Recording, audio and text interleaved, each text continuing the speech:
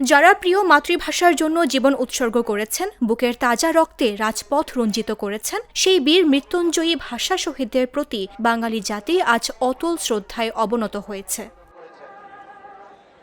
মহান দিবস ও আন্তর্জাতিক মাতৃভাষা দিবস উপলক্ষে মাতৃভাষার জন্য আত্মদান করা বাংলার শহীদদের স্মৃতির প্রতি শ্রদ্ধা জানিয়েছেন সারা দেশের বিভিন্ন স্থানের নানা শ্রেণী পেশার মানুষ। যথাযোগ্য মর্যাদা ও ভাবগাম্ভীর্যের মধ্য দিয়ে মাগুরায় পালিত হয়েছে শহীদ দিবস ও আন্তর্জাতিক মাতৃভাষা দিবস।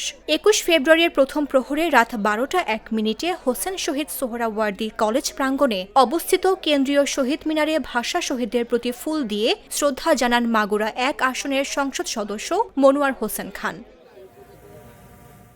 এছাড়াও প্রথম প্রহরেই রাজবাড়ীর কেন্দ্রীয় শহীদ মিনারে ভাষা শহীদদের শ্রদ্ধা জানাতে মানুষের ঢল নামে।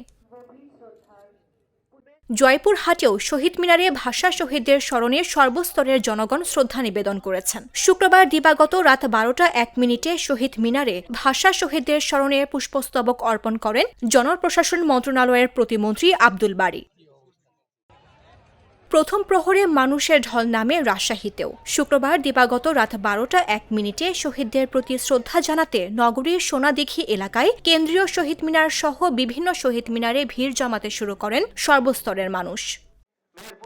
এছাড়াও নানা কর্মসূচির মধ্য দিয়ে মেহেরপুরে পালিত হচ্ছে মহান শহীদ দিবস ও আন্তর্জাতিক মাতৃভাষা দিবস।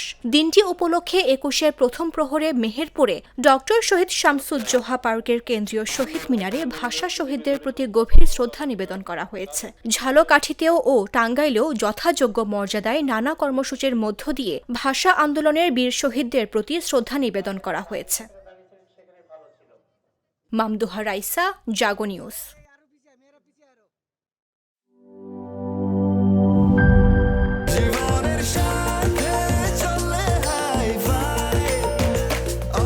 স্বাস্থ্যকর অল টাইম, সব সময় অল টাইম হেলদি লাইফ।